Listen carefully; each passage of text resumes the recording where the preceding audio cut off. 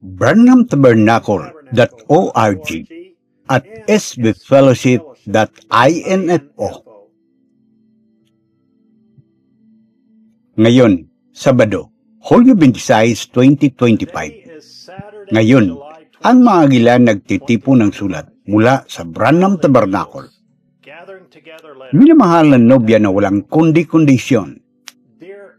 Binigyan tayo ng Panginoon ng napakagandang panahon sa kampo noong nakarang linggo habang inahayag niya ang kanyang salita sa atin. Pinatunayan niya sa pamagitan ng kanyang salita na ang ating ganap ay kanyang salita, ang mensaheng ito, ang tinig ng Diyos sa mga tape. Silang lahat ay pariho. Si Jesus Kristo ay pariho kahapon, ngayon at magpakailanman. Narinig natin kung paano sinubukan ng dyablo na ihiwalay ang mensahe mula sa mensahero. Ngunit papuri sa Panginoong Hesus, ang Diyos mismo ay nagsalita sa pamagitan ng kanyang makapangyarihang anghel at sinabi sa atin, nalaman natin na kapag dumating ang isang tao, isinugo mula sa Diyos, inordin ng Diyos na may tunay na ganito ang sabi ng Panginoon. Ang mensahe at ang mensahero ay iisa at iisa dahil siya ay ipinadala upang kumatawan. Ganito ang sabi ng Panginoon, salita sa salita, kaya siya at ang kanyang mensahe ay iisa.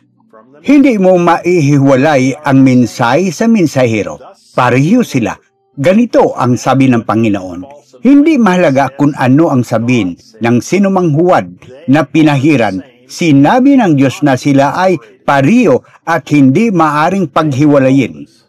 Pagkatapos ay sinabi niya sa amin na hindi namin kailangan ng panalang na basahan upang mahuli ang anumang mga bag kapag nakikinig kami sa mga tape. Dahil walang mga insekto o insektong Diyos sa mensaheng ito, ito ang kanyang balon na bukal na laging dumadaloy, na dalisay at malinis, laging bumubulusok, hindi natutuyo, patuloy lang na nagtutulak at nagtutulak, na nagbibigay sa atin ng higit at higit na kapayagan ng kanyang salita. Pinaalalahanan niya tayo na huwag kalibutan na ang kanyang tipan sa atin ay hindi maitatanggi, hindi na pagkasunduan, ngunit higit sa lahat, walang kundi-kondisyon. Pagmamahal, suporta o pagsuko man ito. Kung ang isang bagay ay walang kondisyon, ito ay ganap at hindi mapapailalim sa anumang espesyal na tuntunin o kondisyon. Mangyayari ito anuman ang mangyari. Pagkatapos ay gusto niyang hawakan ang pako, kaya sinabi niya sa atin na sa araw na ito ang kanyang mga kasulatan ay natutupad sa harap ng ating mga mata. Na ang pariyong isyuin na tumataas sa silangan ay ang pariyong isyuin na nakatakda sa kanluran at ang pariyong isuin ng Diyos na dumating sa silangan at pinagtibay ang kanyang sarili bilang Diyos na nahayag sa katawang tao ay ang pariyong isuin ng Diyos sa kanlurang hating globo dito na nagpapakilala sa kanyang sarili sa gitna ng simbahan ngayong gabi. Siya ring kahapon, ngayon at magpakailanman. Dumating na ang liwanag ng gabi ng anak. Sa araw na ito, ang kasulatan ito ay natupad sa harap natin. Ang anak ng tao ay muling naparito sa katawang tao sa ating panahon, tulad ng kanyang ipinangako na gagawin niya upang tawagin ang isang nobya. Si Jesus Kristo ang direktang nagsasalita sa atin. At hindi ito nangailangan ng interpretasyon ng tao. Ang kailangan lang natin, ang gusto lang natin ay ang tinig ng Diyos na nagsasalita sa tape na nagmumula mismo sa Diyos. Ito ay ang paghahayag ng pagpapakita ng salita na naging totoo at nabubuhay tayo sa araw na iyon.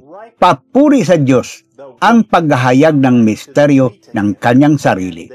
Anong kaluwalhatian panahon ng nobya na nakahiga sa harapan ng anak, naghihinog, ang trigo ay muling bumalik sa trigo at walang libadura sa gitna natin.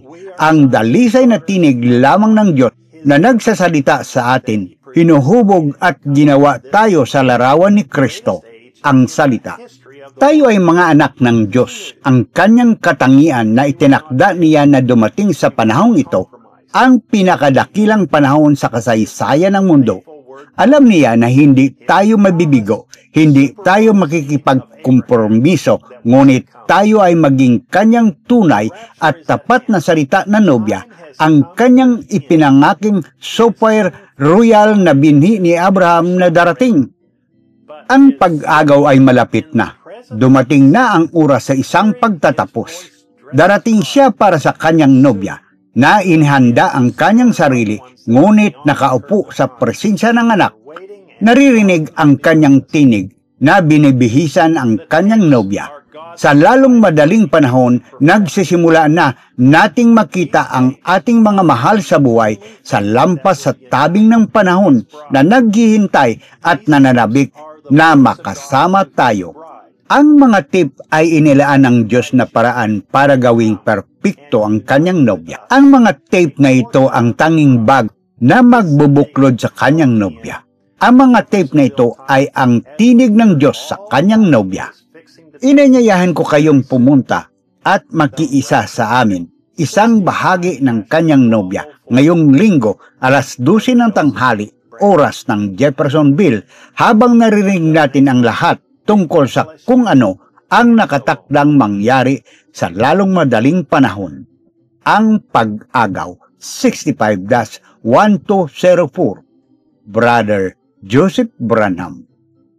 Hanggang sa susunod, pagpalain kayo ng Diyos at Shalom.